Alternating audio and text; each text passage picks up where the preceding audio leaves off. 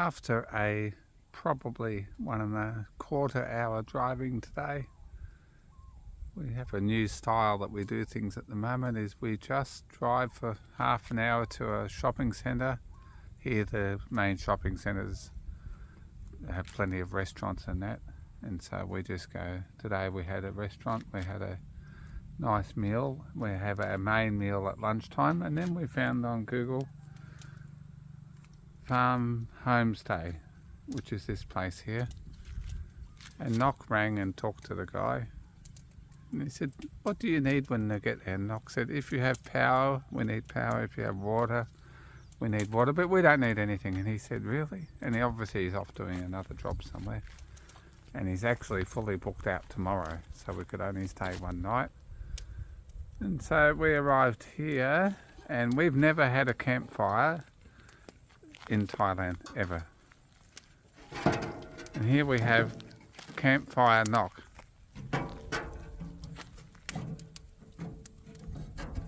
Campfire Nock. What are you doing, Nock? Oh, I try to make a fire. Can we have a talk this way? What are you doing? Barbecue camping. A barbecue camping. And what have you got to barbecue? Nothing. Nothing. Well, We bought a chicken, roast chicken. roast And I chicken. think maybe we can warm with the barbecue this. I Yes. just make a wood fire here. And a bread roll. And a bread roll, yeah. And that's it. Yeah, only this. Yeah, but that's all right. Yes. Yeah, and I'm going to test the power because there's no hot water in this bathroom, Oh, yeah. which is normal. Mm. And if we blow my special little 10 amp circuit breaker that I've got on the long lead, Mm. well, we'll just put the generator on to have our shower. Because we do like a hot shower, don't we? Yeah, we do. Especially when cold. it's going to be 10 degrees at night Yeah. time. But the motorhome stays pretty warm at night time, doesn't it? Yeah. It keep warm very good. Last night we put the air conditioner on the night before, Mm. a little bit to reverse cycle heat it up, but I don't think we before, really needed yeah. it. I think you need to toughen up a bit, Nock. I'm fine. It's not really cold, 30 during the day, 10 at night time. It's not bad. Yeah. Not raining. And can you tell me about these hay bales, this Thailand idea? Yeah, that's We've seen it everywhere, haven't we? like this is very popular and nice, comfortable, and especially it's cheap. Just Cheap, the all hay. right. When it's still new, Yeah. just make them like a table like this, like a seat, and then sit here for camping or whatever. Yeah. When it get very old, you just give to the cow or Yeah. whatever. But a lot of them we've seen they've got plastic wrapped around it. Does that keep the hay dry and keep your bum dry, Yeah, do you think? not easy. Normally the hay like this a little bit easy. Yeah. We'll have fun with your barbecue. I'll just go up to the homestay Yeah, place. yeah. Have a bit of a look up here. A couple of times we've been the only people at these places. I guess it's not really a holiday season. There's one permanent tent. Very small bathroom in this one. So what I've done is I try to plug the power leads into what's possibly going to be the highest amperage. Example, that one there is definitely going to be low amps, and there's one way down near the motorhome which will be on a tiny cable just for charging phones, LED lights. And so I found this one here on the balcony, and the fact that it's hooked up to a modern house, and I did follow the way around how it's all wired up, which in the yellow conduits, and then I did follow it back down to a circuit board over there. So if my 10 amp circuit board doesn't save us, as in doesn't trip out the whole building, well then I come up and there would be where I will reset it. Because you don't want to be doing all that, causing big problems, especially if there were other people here. None of it's really well designed on any of these places for a motorhome to plug into and draw potentially 15 amps. Our biggest power consumer is the electric hot water service, and definitely draws 10 amps. But we'll see how we go tonight. And we were also very surprised. This climate here must just be, I reckon, in the rain shadow of those mountains, because we've seen things just in this last afternoon that you only see in South Thailand in the tropical areas. Rubber trees over there, a lot of banana palms and some palm oil. And Nock said, well, they must have a lot more rain here, and looking at the greenery, I'd imagine that's right. And it must be in the rain shadow of those mountains over the river.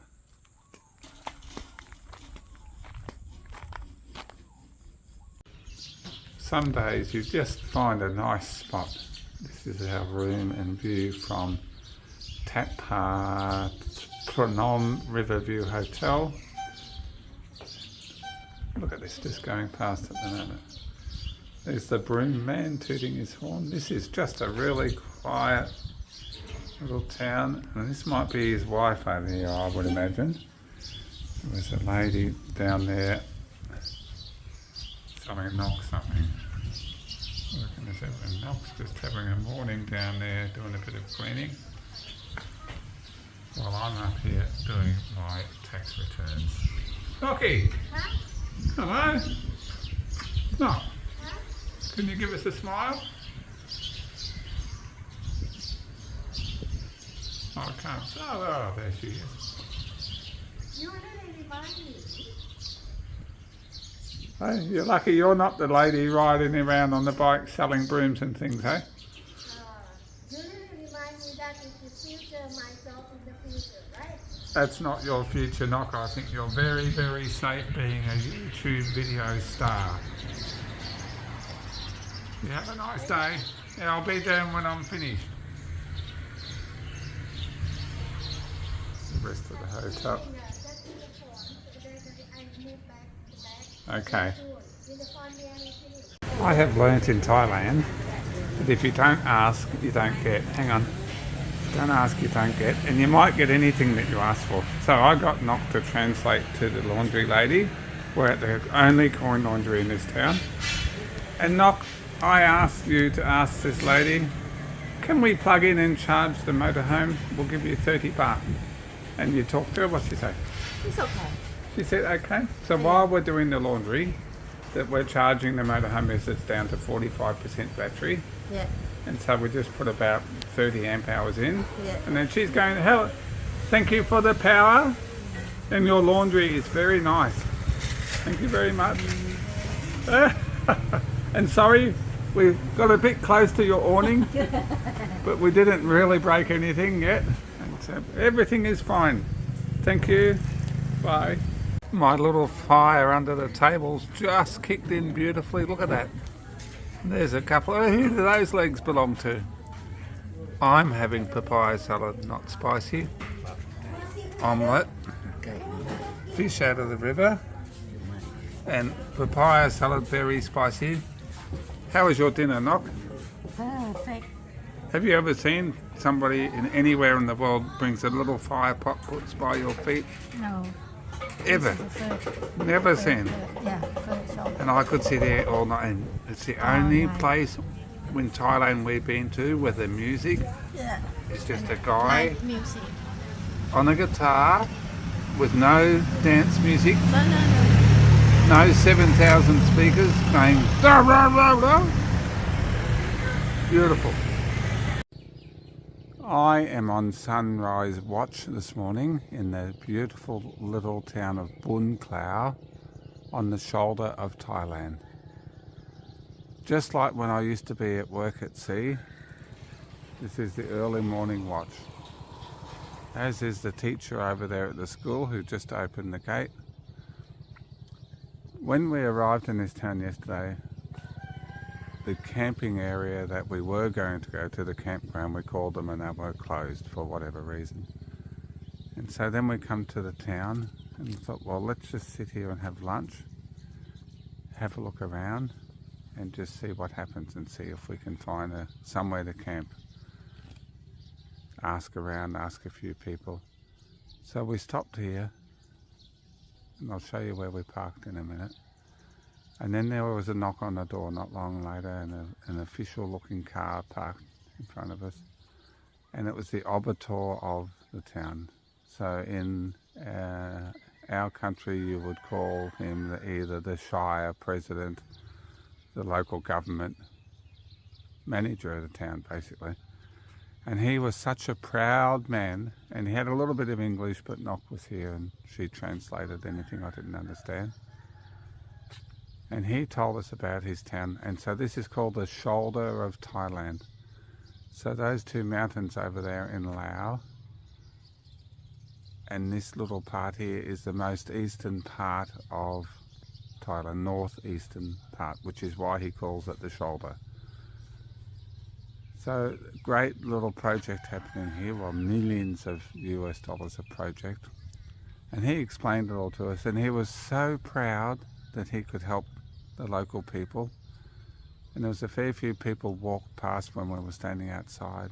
Every one of them did the way to him, and great respect. They just loved this guy. He was about 50 years old, I'd imagine. So he explained the project. And I already knew a bit about these projects. So when King Rama IX was alive, over his lifetime he made a lot of projects like this and funded them, because of course the Thai royal family is very rich. So he would match the government funding for projects like this. And the Thai people greatly respected him for helping them. And generally in poor farming communities, or just poor communities where there was hardly anything, bad soil, whatever, is they would make the projects like this. But his daughter, and with the current king's sister, she organised the funding for this project here.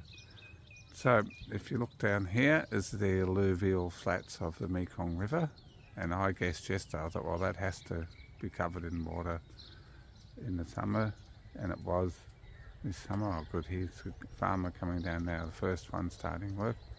So I'll show you where the water level gets to, which is the end of the concrete road, that right there. So the water this year, which is a fairly wet season, flooded up to there. And of course the benefit of that is it drops all the silt onto the river flats, ready for the next year. And if you look closely where he is there now, you can see blue water pipes running across that field. This field's just been planted. So what would they grow down there? And then here's the interesting part. So you can see the long patches of grass. Now, whatever that grass is called, I didn't know the name was in Thai. They use it, they cut it and use it to feed animals, cows, pigs, whatever, and they're very nutritious for the livestock. And I would imagine the last part of the season they turn it into hay, or they might even turn this into hay.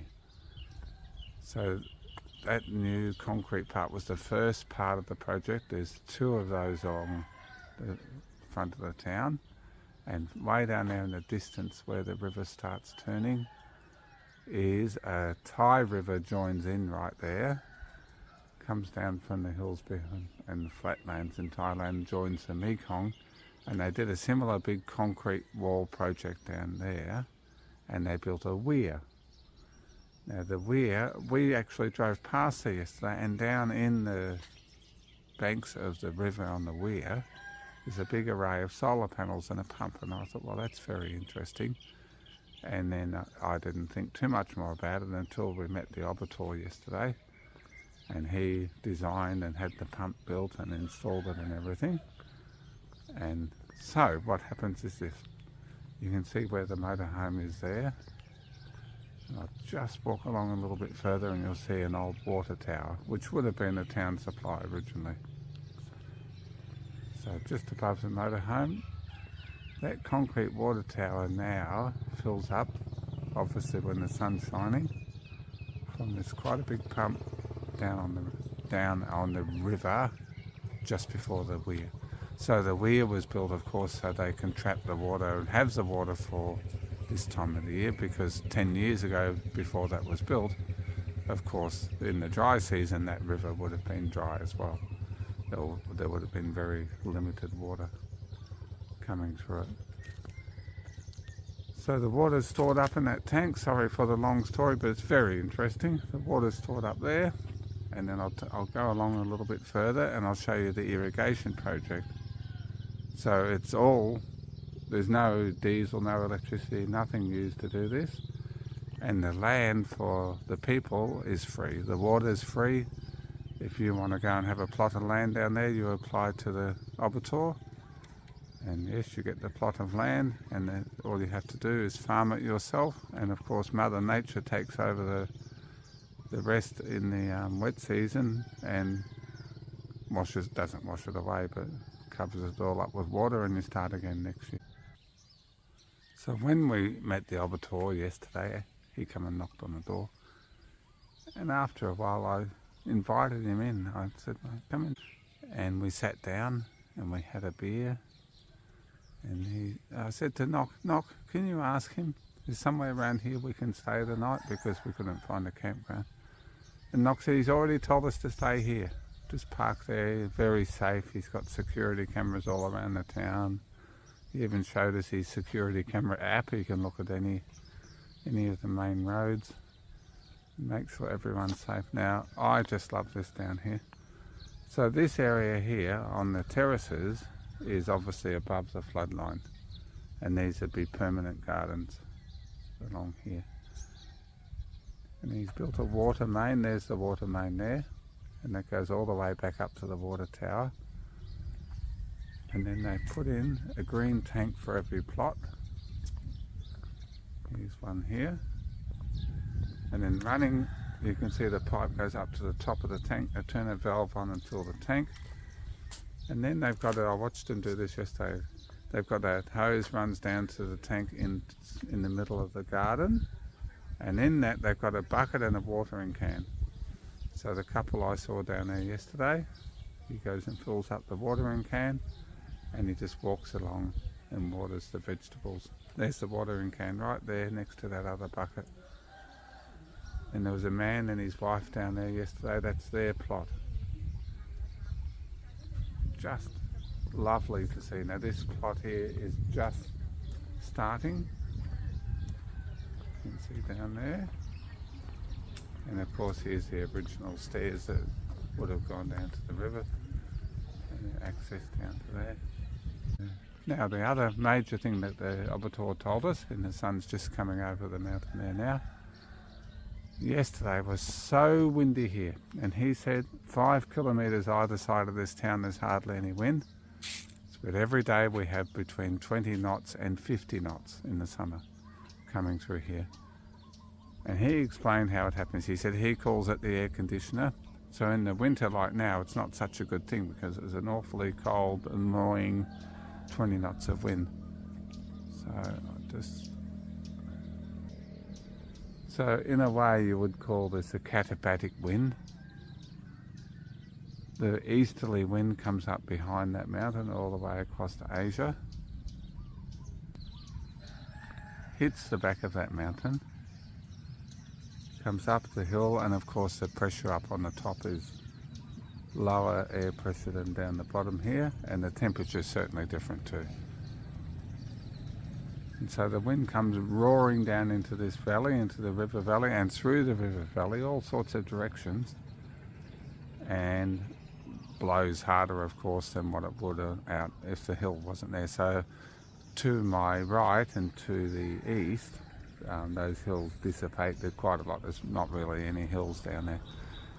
And he said in the summer it's such a great thing, because of course North Thailand's very hot in the summer, probably 40 degrees every day, and it's not a nice place to be working on a farm or anything really. And so he said in the summer it's an air conditioner. He said we call it the air conditioner.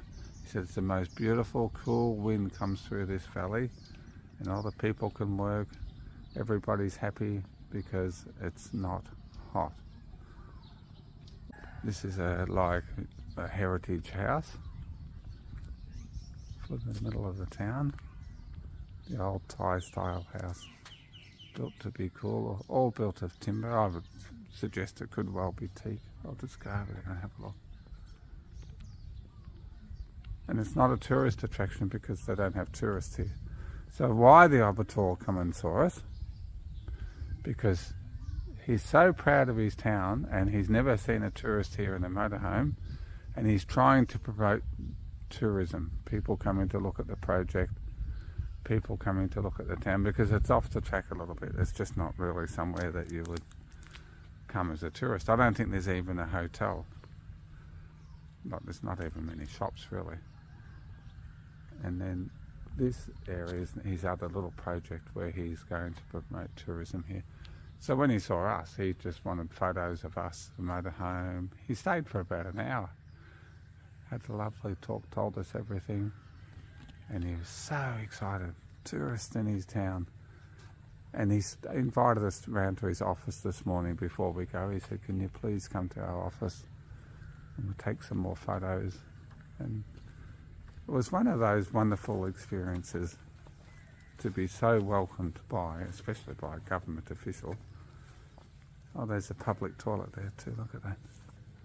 And a greenhouse and a garden. So this is another little one of his projects.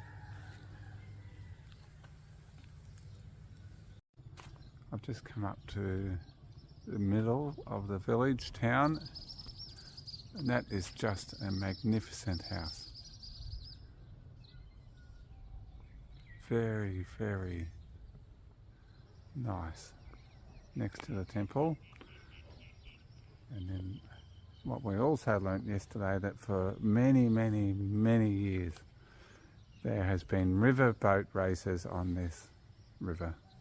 There's a festival, a riverboat festival.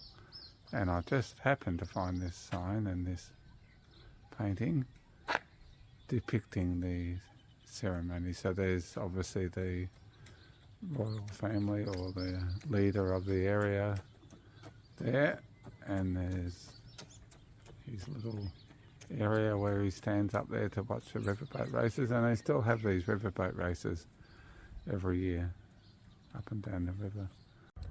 Hello everyone, thank you for watching our video. Would you mind like and subscribe please?